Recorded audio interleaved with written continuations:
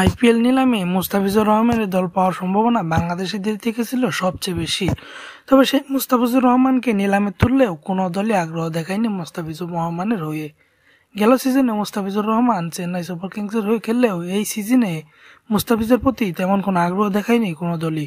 এমনকি নিলামে তার জন্য কোনো প্রকার কোনো দলকে দেখাও যায়নি যে তার জন্য প্ল্যানিং করে এসেছে। তাই বোঝাই যাচ্ছে মুস্তাফিজকে নেওয়ার কোনো দলের কোনো প্ল্যানিংই ছিল না। মুস্তাফিজুর রহমান বাংলাদেশের পার্সপেক্টিভে অনেক ভালো প্লেয়ার হলেও বিশ্ব পার্সপেক্টিভে বা আইপিএলে মুস্তাফিজ ওই লেভেলের কোনো প্লেয়ারই নন, সেটাই হয়তো বা প্রমাণ করে দিচ্ছে।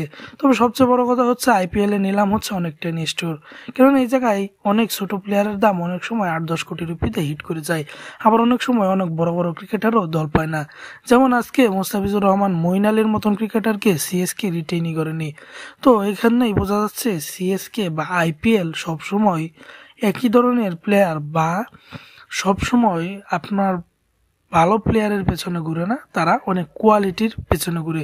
তো তারা অনেক বাজি খেলেছে, অনেক নতুন নতুন প্লেয়ার নিয়েছে যারা কিনা তাদের হয়ে ভালো খেলতে পারে। তো মুস্তাফিজের দল না পাওয়া আপনি কিভাবে দেখছেন, বা বাংলাদেশে অন্য কে দল পেতে পারে সেটা অবশ্যই কমেন্ট বক্সে কমেন্ট করবেন।